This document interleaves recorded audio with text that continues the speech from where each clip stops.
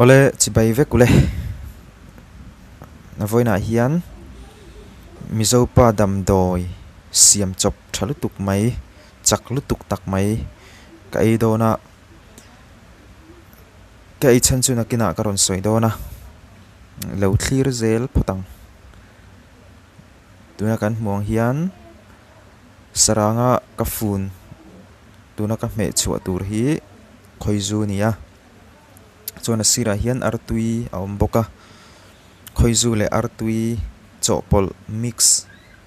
kan kan in do na ni tuna hian khoizu ko sor chuaka ka met chuaka nowa kada chuan tuna hian artui hel tian ka tikeyanga ka chukeyanga azoite among teruk te ti pop turani ti po turani achon chu achung lai mu hi tel lo turania kamiron ka doctor ve hian achung lai mu hi tel lo turin min tia chuwang chuan ka tel don lova tuna kan huang hian nova artui le khoizu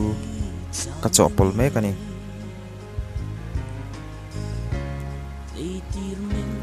achung lai mu hi ron chu velo nan artui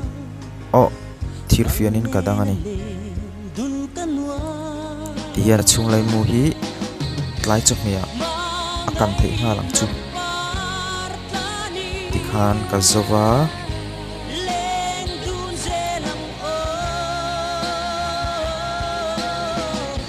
khoizu hi an in mix that lo wangin akhal thoge de upoka chuwang chuan artui nen hian an chokanga kan mix don ani akoi that lo chuan achakna aum don lova achak turai na chak don lova chuwang chuan koi thatto kin an chokanga kan mix don ani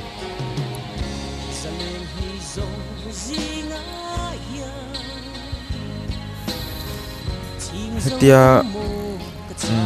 dam doi siam chop ka ti meng chu mizopa dam doi siam chop ka ina chan chu man deuh khan bai kan khal thiam tir lai khan accident aniang chu ka in dau na lama ti sen duk khalang chi kha kan ya chumi bang chuan khami ti sen khal ti re nan khan hetiang siam chop dam doi hi atha an tia min chuan ka siama ka in don ani tam takin an thattuya chuwang chuan thattura angaya doctor siam chapron phei chu kan lo tura te kai ngai haram hul dam doi an ti hian a huam nge huam lo si chi lo we tiang hi chuwang chuan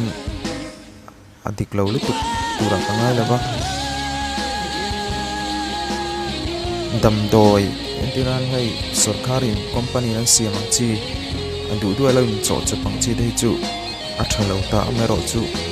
zo pa ta kai tianga han ti tin chu a that karin tho mai na hian khoizu le artui kha ka da tha naktu kan ni ta na ni tuna hian kan chop zo towa mix thatong khop maya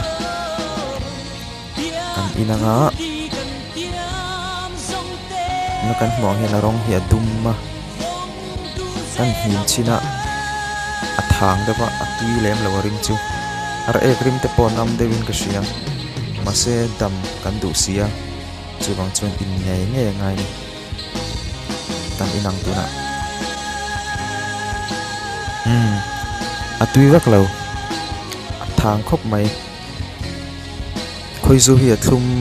lo maya chutin lo phei chuan luak theina tham nin ka sia ro pui lo ko mai